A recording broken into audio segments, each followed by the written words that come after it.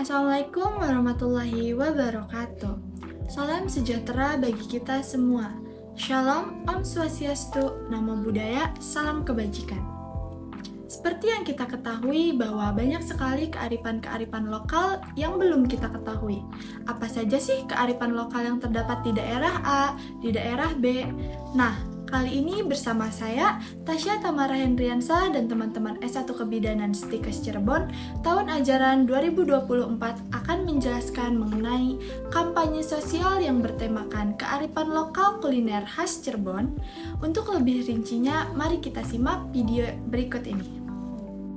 Pada hari Kamis, tanggal 6 Juni 2024, sekitar pukul 10.30 siang, kami kelompok 2, didampingi oleh kelompok 3, mendatangi kantor Disputpar Kota Cirebon, atau Dinas Kebudayaan dan Pariwisata Kota Cirebon, yang berlokasi di Jalan Brigjen Darsono nomor 5 Sunyaragi, Kecamatan Kesambi, Kota Cirebon.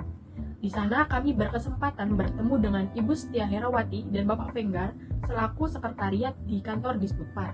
Di sana kami menanyakan banyak hal tentang keciri khasan makanan nasi jamblang dan nasi lengko, sejarah dan asal-usulnya, dan lain-lain. Nah, beberapa contoh kearifan lokal Cirebon yang masih lestari hingga saat ini, yang pertama itu ada budaya. Nah, budaya yaitu ada tari topeng Cirebon, wayang kulit Cirebon, batik Cirebon yaitu Mega Mendung, dan masih banyak lainnya. Yang kedua ada tempat bersejarah.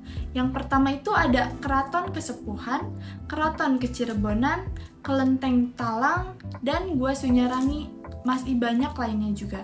Yang ketiga yaitu kuliner Cirebon.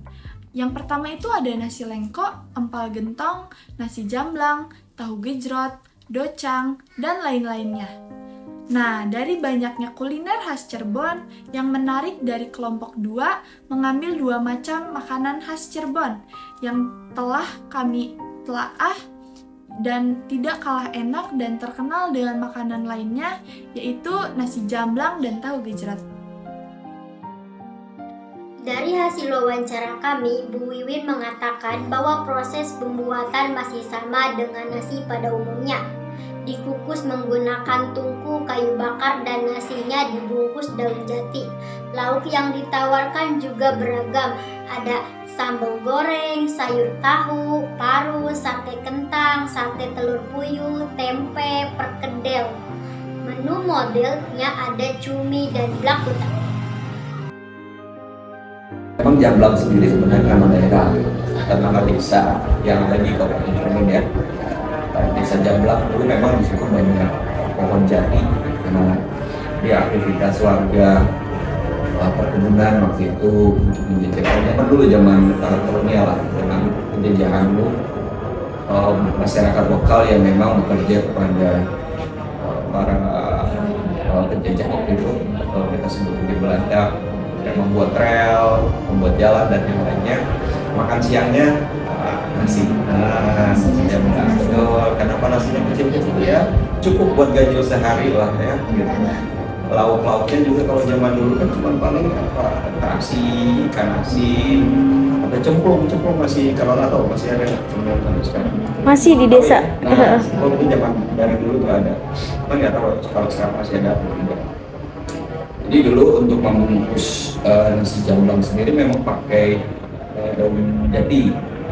Secara kesehatan pun itu menarik karena dan nasinya juga tidak boleh panas gitu kalau dibungkus dengan daun jati. Kalau dibungkus dengan daun jati nasinya panas justru malah dia akan jadi merah karena ada serat yang kandungan saya kurang tahu namanya. Itu kan membuat nasi ini jadi merah.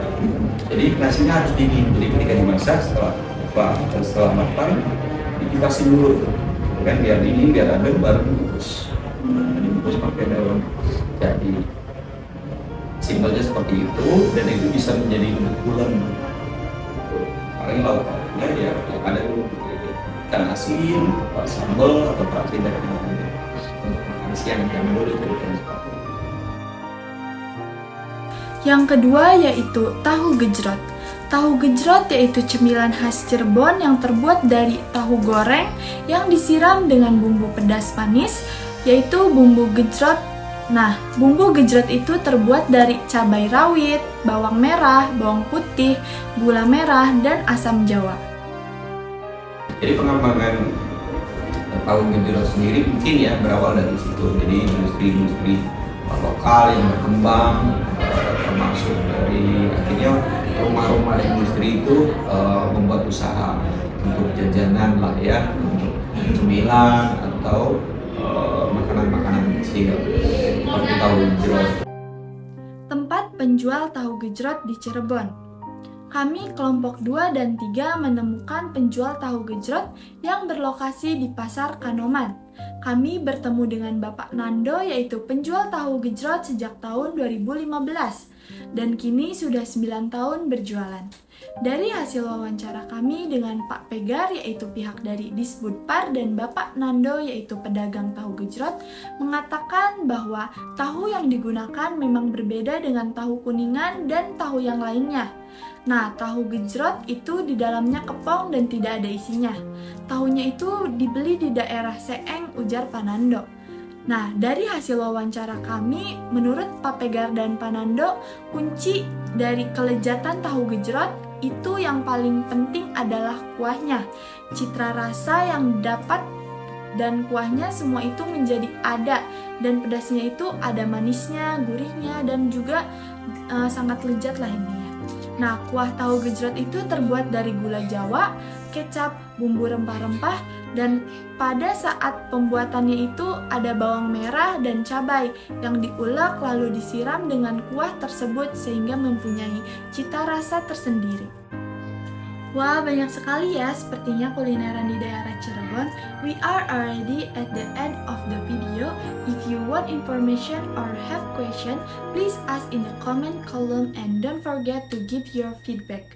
Jika kalian merasa video ini bermanfaat, kalian bisa subscribe, like, and share ke teman kalian, kenalan, ataupun saudara kalian. Cukup dulu ya untuk video kali ini. Wassalamualaikum warahmatullahi wabarakatuh. Goodbye all!